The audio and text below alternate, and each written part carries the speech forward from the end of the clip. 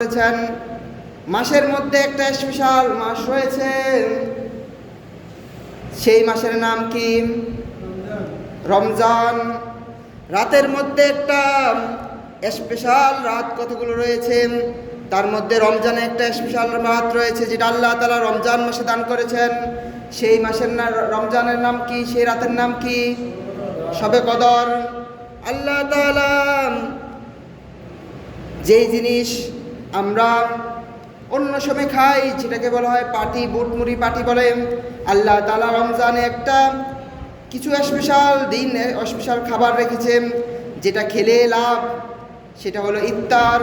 আল্লাহ তাআলা একই মাসে অনেকগুলো বরকতের জিনিস, অনেকগুলো রহমতের জিনিস, একই মাসে আল্লাহ তাআলা রহমতের জিনিস রেখেছেন, মাগফিরাতের কতগুলো দিন রেখেছেন, নাজাতের কতগুলো দিন রেখেছেন। তার একমাত্র কারণ হলো, কোনো কারণ নয়, যাতে করে আমার উম্মতেরা এই মাসটা বেকদর করে, লাআল্লাকুম তাত্তাকুন, যাতে করে আমার বান্দারা এই মাসকে ইবাদত করে আমার মুত্তাকি বান্দা হতে পারে। বলেন না, আল্লাহ তাআলা কেন এই রমজান মাস দিয়েছেন? লাআল্লাকুম তাত্তাকুন, আমাদেরকে মুত্তাকি বানানোর জন্য, আমাদেরকে জান্নাত দেওয়ার জন্য আল্লাহ তাআলা এই মাসটা রেখেছেন। আপনারা দেখবেন আর মাত্র কয়টা দিন আছে। যদি আমাদের চাঁদ অনুযায়ী 1 তারিখ রোজা হয় বা 2 তারিখ রোজা হয়, তাহলে আর মাত্র 9 দিন বা 10 দিন, ঠিক না? কিন্তু আমাদের মনে তো তেমন একটা আনন্দ নেই যে রমজান মাত্র আসতেছে, রমজান মাত্র আসতেছে, আর মাত্র 8 দিন। আমাদের মনে তো এমন আনন্দ নেই। আমাদের মনে তো আনন্দ থাকার কথা ছিল, সন্তান যখন বিদেশ থেকে, প্রবাস থেকে আসবে, 1 মাস 2 মাস আগে স্ত্রী জেনে যায় আমার স্বামী আসবে, স্ত্রীর মনে আনন্দ। মা জেনে যায় আমার ছেলে আসবে, মার মনে আনন্দ। ছোট ভাইরা জেনে যায় আমার ভাই আসবে, ছোট ভাইরা আনন্দ যে আমার ভাই প্রবাস থেকে আসবে। আনন্দে সবার কাছে বলতে থাকে যে আমার ছেলে আর মাত্র 1 মাস পরে আসবে, আর মাত্র 15 দিন পরে আসবে, আর মাত্র 10 দিন পরে আসবে, আর মাত্র 1 দিন পরে আসবে। কিন্তু রমজান যে চলে আসতেছে, এই একটা পবিত্র মাস, যেই মাসে আল্লাহ তাআলা 70 থেকে 700 গুণ নেকির ওয়াদা করে রেখেছেন, কিন্তু আমাদের মনে তো তেমন আনন্দ নেই। আমাদের মনে আনন্দ যে ঈদে এবার কোন ডিজাইনের কাইটিংটা দেব, ঈদে এবার কোন পোশাকটা পরব, ঈদে এবার ইফতারের আয়োজন ইন্তজাম কি হবে। স্ত্রী বসে বসে লিস্ট বানাইতেছে, স্বামী আসলেই দিবে যে যাও এগুলা রমজানের প্যাকেট করে আনবা, এবং বা সন্তান আশায় আছে আমি আবার বাবাকে বলবো এই জামাটা আনার জন্য। যুবকরা আশায় আসে যে আজকের ঈদে আমরা এই কাইটিংটা দেব। না না যুবক, না, রমজান এই জন্য আসে নাই, রমজান এই কারণে আসে নাই। রমজানের প্রস্তুতি এভাবে করা উচিত না। নবী করিম সাল্লাল্লাহু আলাইহি ওয়াসাল্লাম, সাহাবাই কেরাম, আসহাবু কান্নুজুম, যে সাহাবাই কেরাম তারকার ন্যায় ছিল, যে সাহাবাই কেরাম দুনিয়ার থাকতে জান্নাতের সুসংবাদ পেয়েছেন, যেই নবী পুরা নিষ্পাপ মাসুম ছিলেন, ওই নবীও রমজানের কয়েক মাস পূর্ব থেকে, রজব মাস থেকে আল্লাহর কাছে দোয়া করতে থাকতেন, আল্লাহুম্মা বারিক লানা ফি রজব ওয়া শাবান ওয়া বাল্লিগনা রমাদান। ও আল্লাহ, তুমি আমাকে রজব এবং শাবান মাসে বরকত দান করো এবং রমজান মাসে পৌঁছায়া দাও। আমরা কয়বার পড়েছি, আমরা কয়বার পড়েছি এই দোয়া যে আল্লাহ আমাকে রমজানে পৌঁছায়া দাও। কারণ সাহাবাই কেরামের অন্তরে রমজানের কদর ছিল, আমার নবীর অন্তরে রমজানের কদর ছিল। কারণ রমজান এমন একটা মাস যে ওয়ান আসজি বিহি, আল্লাহ তাআলা বলে দিয়েছেন সকল কিছুর নিয়ামত, সকল কিছু ইবাদতের রিজিক পুরস্কার আমি বর্ণনা করে দিয়েছি। শুধুমাত্র রমজানের ফজিলতের কারণে, রমজানের পুরস্কার আমি বলেছি ওয়ান আসজি বিহি, রমজানের পুরস্কার স্বয়ং আমি নিজেই দেব। রমজানের পুরস্কার কে দিবেন? আমি আল্লাহ নিজেই দেব। তো তাই সাহাবাই কেরাম রমজান আসার পূর্ব থেকে আফসোস থাকতেন, আয় রমজানের কাছে গিয়ে না কোনো আমার হায়াতটা শেষ হয়ে যায়। রমজানের পূর্ব মুহূর্তে গিয়ে নাকি আমার জীবনের হায়াত শেষ হয়ে যায়। মনে করেন কেমন আল্লাহ তাআলা কেমন পুরস্কার দিবেন। মনে করেন আপনি আলু ক্ষেত চাষ করেন, বাজার থেকে কাজের জন্য 5 জন বদুল্লা এনেছেন, সাথে আপনার ছোট সন্তানকেও নিয়েছেন। সারাদিন আপনার সন্তান সহকারে, কাজের লোকগুলা সহকারে জমিনে কাজ করলো। সন্ধ্যাবেলা আপনি আপনার কাজের লোকগুলোকে 500 টাকা করে সারাদিন কাজের বিনিময় দিতেছেন। কাজের বিনিময় দিতেছেন। আপনার সন্তান আপনার পাশে দাঁড়িয়ে আছে। টাকা দেওয়ার পর আপনার সন্তানের মন খারাপ, তখন আপনার সন্তানকে বলতেছেন, কিরে বাবা তোর মন খারাপ কেন? তখন আপনার সন্তান বলবে, হ্যাঁ এমনই তো, সারাদিন আমি কাম করলাম আর 500 টাকা তাদেরকে দিলেন, আপনার হাতে আমার টিয়া উঠলো না, ঠিক না? তখন বাবা ওই সন্তানকে বুকে টান দিয়ে বলতেছে যে, ও আমার সন্তান শোনো, আমি তো তাদেরকে 500 টাকা করে পাঠিয়ে দিয়েছি, আর আমি স্বয়ং বাবা যে তাদেরকে 500 টাকা দিয়েছি, এই বাবা তো আমি তো তোমারই জন্য সকল কিছু করতেছি। বলেন তো সন্তানের মনটা খুশি হয়ে যাবে না? তা আল্লাহ তাআলা বলতেছেন যে রোজাদারদের জন্য আমি স্বয়ং আল্লাহ, যে রোজাদারদের জন্য। বাদশা হারুনুর রশিদের এক গোলাম ছিল, অনেক গোলামের ক্ষেত্রে এক গোলাম ছিল একটু কালো।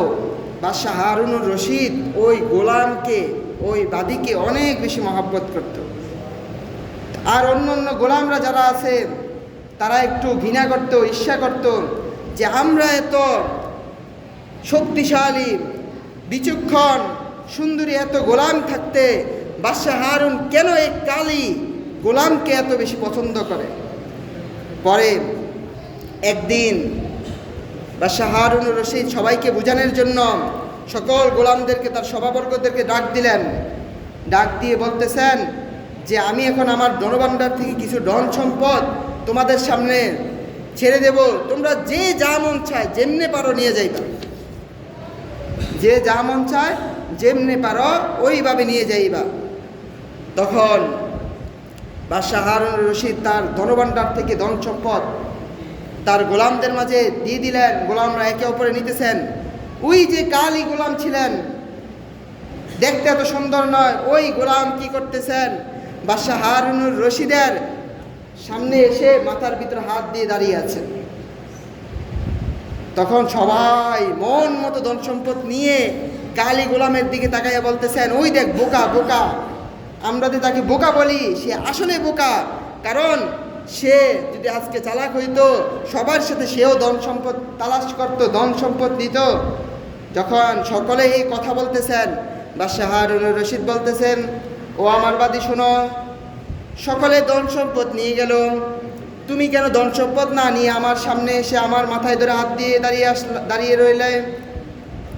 তখন বলতেছেন, ও বাদশাহ, তারা তো আজকে ধন সম্পদ কিছু নিয়ে যাবে, অথবা 1 বছর 2 বছর 3 বছর অথবা 1 যুগ পরিমাণ খেয়ে শেষ করে ফেলবে, কিন্তু আমি তো যে এই ধন সম্পদের মালিক, যে স্বয়ং বাদশাহ, যে এই ধন সম্পদ দান করতেছেন, আমি তার মাথায় ধরে রেখেছি, কারণ আমি যদি ওই বাদশাকে পেয়ে যাই আমার ধন সম্পদের কি প্রয়োজন?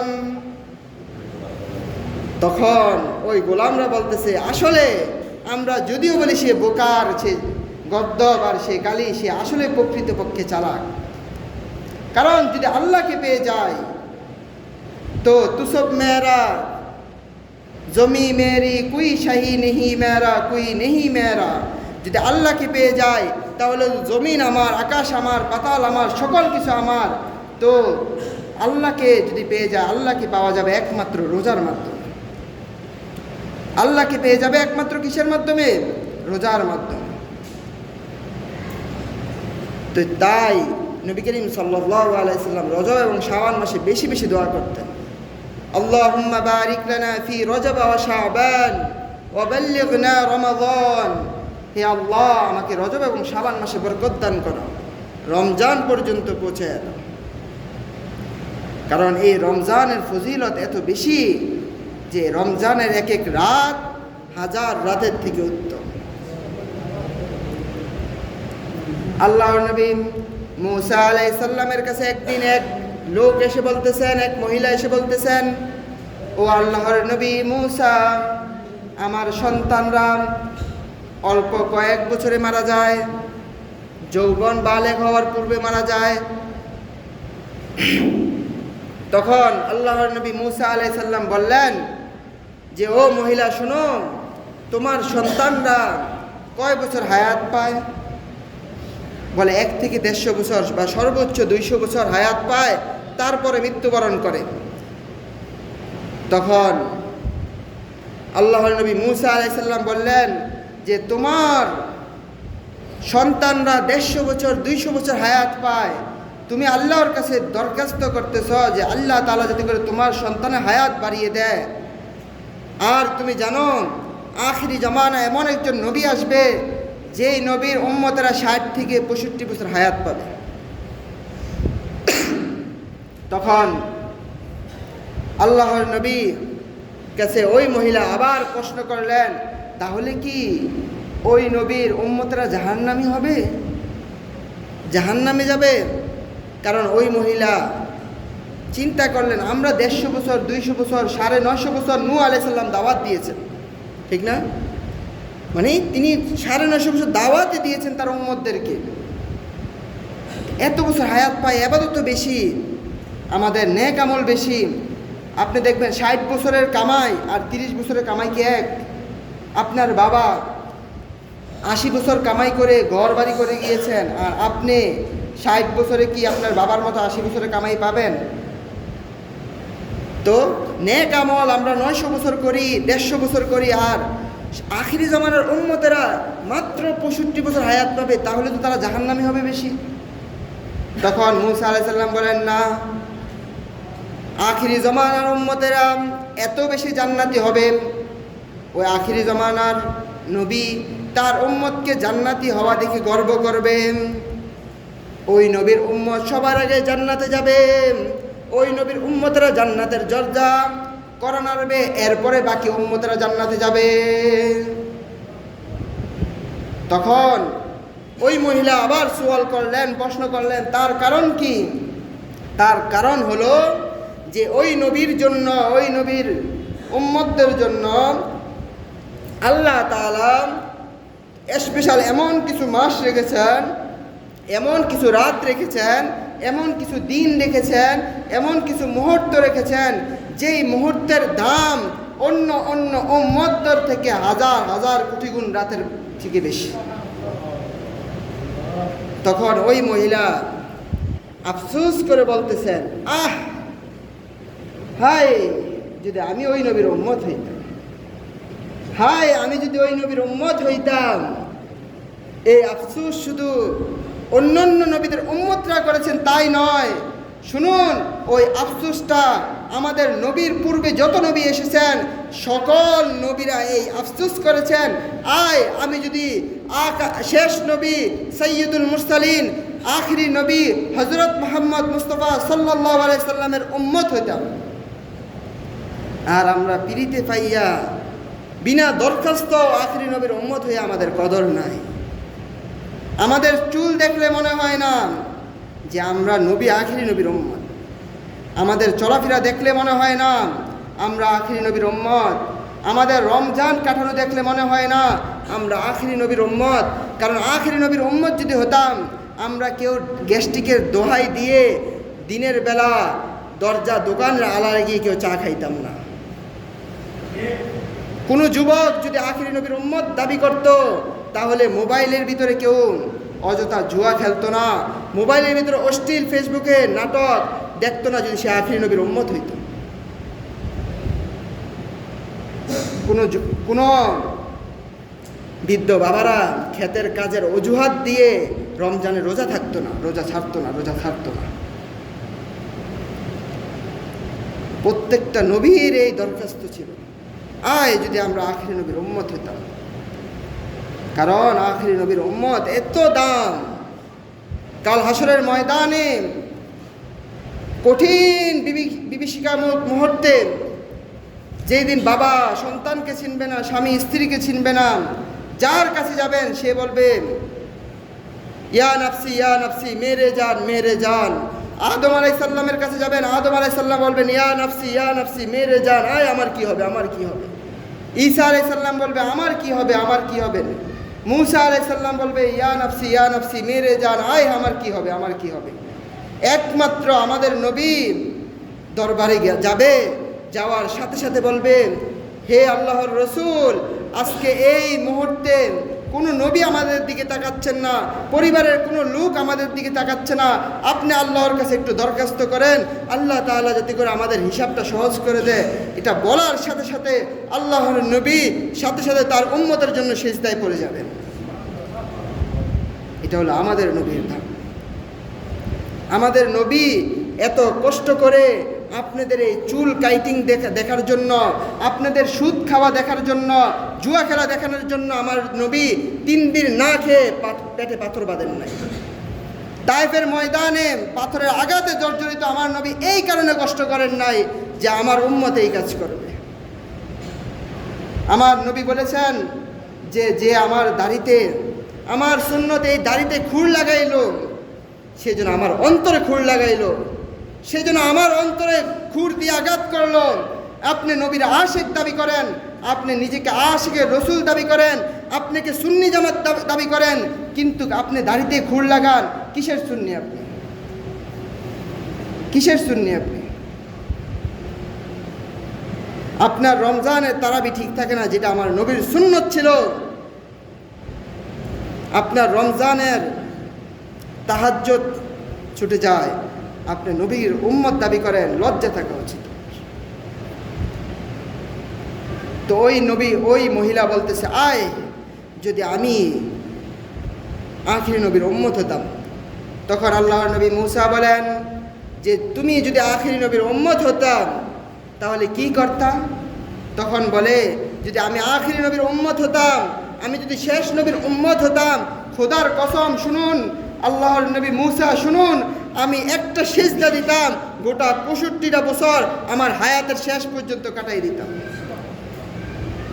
পুরা হায়াতের শেষ পর্যন্ত কাটাই দিতাম।